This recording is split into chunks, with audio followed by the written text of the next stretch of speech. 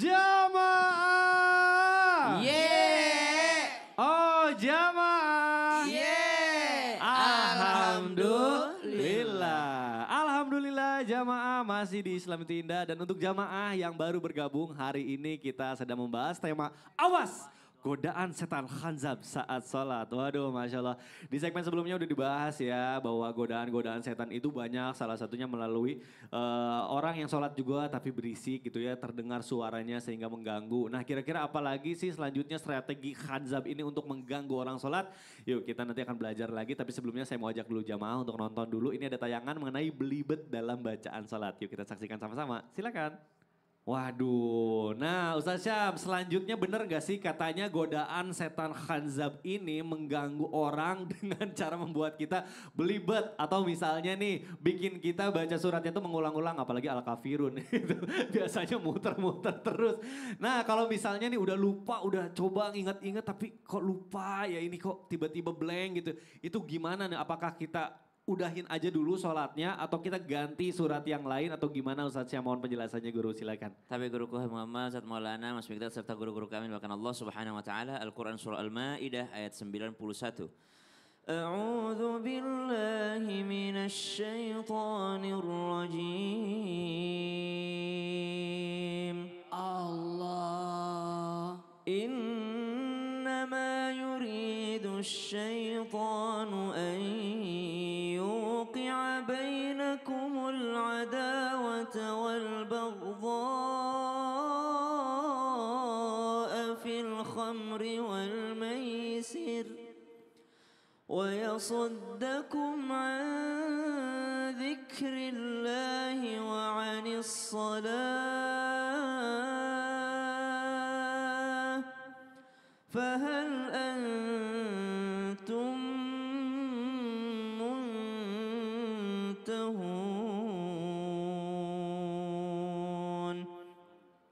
Mengganggu dalam mengingat Allah, mengganggu dalam sholat itu memang daripada godaan syaitan.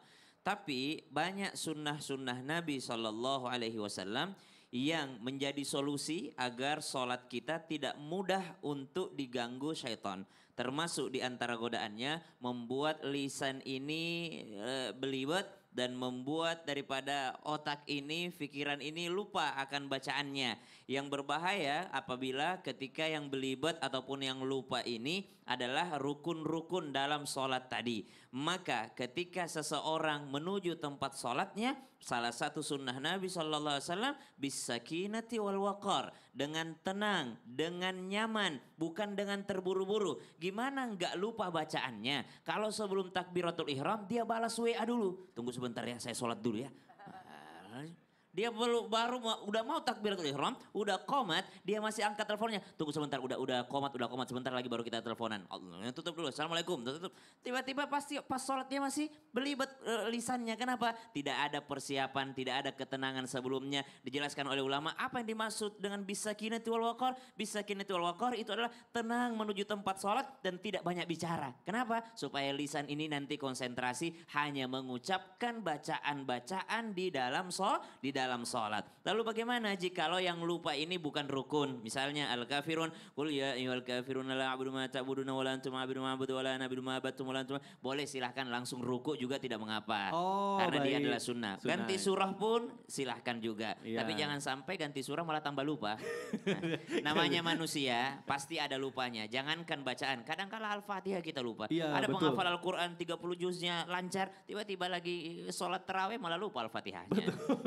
Ya kalau seperti itu memang dari Allah Subhanahu wa taala. Iya baik, jadi kadang kita juga yang bikin lupa ya, bukan setan. Karena kadang kita masih melakukan hal yang mengingat duniawi gitu ya. Jalankan sunnah Nabi itu semua adalah solusi. Baik, terima kasih guruku Ustaz Syam. Masya Allah, boleh tepuk tangan dulu dong.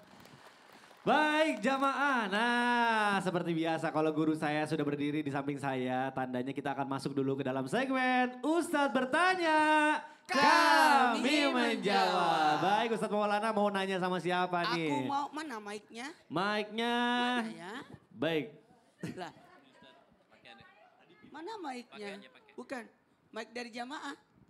Oh ini dia, baik. Oke. Silakan Ustadz Baik, dipilih aja saya mau bertanya sama yang mana. ibu ini. Ayo Bu, silakan Ibu. Berdiri Bu. Ya. Silakan perkenalkan namanya. Assalamualaikum warahmatullahi wabarakatuh. Nama saya Ibu Yayah dari Nur Juwariah Bojong Pulus Pamengpek Banjaran. Tepuk tangan dulu dong, Tipa Mempek. Dari Banjaran. Banjaran ya. Bu, gimana kalau ibu lagi sholat tiba-tiba ada yang gatel? Digaruk dong Ustaz. Digaruk, gimana garuknya? Waduh banyak ya Bu. Kayaknya ibu harus mandi lagi deh. Garuknya Itu rusuh bisa banget. batal sholatnya. Harusnya Mau tahu caranya? tahu, ya, gimana? Nih kita bahas caranya. Cara garuknya ya. Silakan Ustadz Maulana. Izin Habib dan Ustazah. Masya Allah tabarakallah, hari ini kita bahas tentang setan khansab. Setan yang menggoda ketika sholat. Al-walhan, al-hansab, salambur, dasin, wasnan, toba. Dan ternyata setan al-khansab ini setan yang menggoda manusia ketika sholat. Sampai ada filmnya tuh. Ada filmnya. Mikdad yang mainkan kan. Jamaah. Kalau begatalnya itu caranya gini. Jadi ketika ada gatal pada wajah, saya praktekkan ini. Jadi ditempelkan saja. Baru yang menggaruk itu jari. Nih saya perhatikan. Coba semuanya. Tempelkan. Yang menggaruk adalah jari. Terserah jari apanya. Jarinya yang bergerak. Jarinya yang bergerak. Oke? Itu tidak batal. Itu aman. Karena ada beberapa dalam anggota badan itu diperbolehkan bergerak tanpa membatalkan sholat. Berapapun. Apa itu? Jari-jari. Apalagi? Kelopak mata. Lidah atau bibir. Itu aman. Itu dia maafkan. Itu dia amankan. Cuman pada posisi pada saat menggaruknya yang bermasalah. Contoh. Gatalnya pada pundak. Nih. Jadi digaruknya gini. Jangan jarinya yang bergerak. Ting, ting, ting. Nah itu batal. Kalau di kaki gimana? Kalau di kaki gimana Ustadz? Gini. Kalau masih ada gatal. Maka tunggu pada saat pergantian rukunnya. Iya rukunnya. baik. Saat ruku, oh iya. Gatal lagi. Oh baik. Baik terima kasih Ustadz Maulana. Waduh Masya Allah. Ini hal-hal yang kadang kita anggap sepele ya Bu. Waduh Masya Allah. Baik tadi kan Ustadz sudah bertanya nih sama jamaah yang ada di studio. Sekarang saatnya saya kasih kesempatan jamaah yang udah jauh-jauh dari Bandung, dari Banjaran ini untuk bertanya langsung sama guru-guru kita. Kita masuk dulu ke dalam segmen Tanya Dong Ustadz. Kami semua tanya dong Ustadz. Baik, kalau gitu langsung aja Ibu yang mau bertanya boleh angkat tangannya yang tinggi Bu. Yang tinggi Bu. Bapak juga boleh. Oke, kalau gitu karena yang sebelah kiri malu-malu saya akan kasih kesempatan untuk jamaah sisi sebelah kanan. Silakan, boleh kenalan dulu siapa namanya. Bismillahirrahmanirrahim. Perkenalkan saya Mutiara Inasari dari MT Nur Juwariah, Pamengpek Kabupaten Bandung. Masya Allah tepuk tangan dulu dong Bu. Boleh silakan. Izin bertanya Habib. Oh mau ke Habib, juga. oke baik silakan. Masya Allah. Begini, kalau kita lupa rokaat ketika sholat, apa benar itu godaan khanzab? Terus ketika kita lupa saat sholat itu apa boleh ngulang dari awal karena nggak tahu bacaan sujud sahwi sama nggak tahu tata caranya. Begitu Habib, terima kasih. Oke baik, terima kasih. Silakan Habib, mohon dijawab. Saya buka sepatu loh. Kenapa Habib? Oh mau praktek ya? praktek, Oke baik Habib. Orang yang lupa rakaat dari sholat, ini ada dua. Ada yang lupanya masih dalam sholat, ada yang lupanya sudah selesai sholat. Misal contoh sholatnya 4 rakaat, 4 atau 3, 4 atau 3. Maka diambil, ulama fikih itu mengambil yang 3. Jadi yakinkan ngambilnya bilangan yang terkecil, bukan bilangan yang sudah kalau ragu 3 atau 4 sudah saya ambil 4 aja biar cepat habis. Nah ini salah, ngambilnya 3. Kemudian setelah 3 disunnahkan, ingat bahasanya ya, disunnahkan ditambahkan sujud sahwi. Ya. Disunnahkan ditambahkan sujud sahwi. Tata caranya bagaimana ketika orang menambahkan sujud sahwi? Itu sujud sahwi, orang yang pengen sujud sahwi, dia duduknya seperti ini. Yang pengen melakukan sujud sahwi, dia tidak duduknya tawarruk, tidak duduk akhir.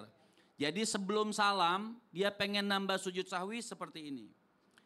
Kemudian dia sujud sahwi. Sujud sahwinya sujud 2 kali. Bacaannya apa? Subhanaman la yanamu wala yashu. Sekali, kemudian balik lagi biasa Rabbil Fili, kemudian sekali lagi baru duduk tawarruk seperti ini. Kemudian baru ngucapin salam, Assalamualaikum warahmatullah. Tapi kalau sudah telanjur seperti ini, ya sudah. Kalau sudah telanjur seperti ini, tidak usah lagi diroba-roba. Ya. Jadi banyak gerakannya. Ini namanya sujud sahwi. Kemudian sujud sahwi ini, saya katakan bukan syarat sah atau tidak sahnya sholat. Jadi kalaupun orang tidak mau sujud sahwi, itu sholatnya tetap sah. Misalnya dia mikir, oh dia lupa nih 3 atau 4. Kemudian dia ngambil 3. Bukan alasan tidak hafal. Kalaupun tidak hafal, misal bacaannya tidak hafal nih. Sudah, dia tetap baca subhana rabbiyal a'la wa bihamdi. Kalau tidak hafal, subhana man la yanamu wala yasu. Kalau sependek itu enggak hafal. Tapi kalau lagu Spanyol hafal dia. Ya. Subhana man la yanamu wala yasu. Kemudian baca kalau nggak bisa ganti subhana rabbiyal a'la wa bihamdi. Tidak hafal juga misalnya subhana rabbiyal a'la wa bihamdi, minimal dia sujud dan diam saja. Sekedar bacaan subhanallah ada tumak ninanya, kemudian dia bangun lagi. Ya. Ini namanya tata cara sujud sahwi. Dan sujud sahwi saya ingatkan lagi bukan syarat sah atau tidak sahnya sholat seseorang. Jadi masih walaupun dia tidak melakukan sujud sahwi tetap sah dia punya sholat. Kemudian kalau ingatnya setelah sholat, setelah salam, assalamualaikum warahmatullah, assalamualaikum warahmatullah. Kemudian dia ingat, wah tadi kurang 1 rakaat, yakin ya, kurang 1 rakaat. Apabila ingatnya belum panjang waktunya, belum ngobrol-ngobrol Mikdad mau kemana, yuk kita ngopi atau kemana, belum panjang waktunya, ulama mengatakan batas panjangnya apa? 1 rakaat. Ketika lewat dari 1 rakaat kita itu sudah kemana-mana, maka sudah tidak sah. Dia harus ulang dari awal. Istiqnab dari awal. Kenapa? Karena dia kurang rakaatnya. Tapi kalau ingatnya belum panjang waktu, misalnya dia ingat nih, baru tanya, Assalamualaikum warahmatullah, Assalamualaikum warahmatullah. Ingat nih kurang 1 rakaat, wah kurang 1 rakaat nih. Walaupun ngomong, wah kurang 1 rakaat nih. Dia bangun lagi.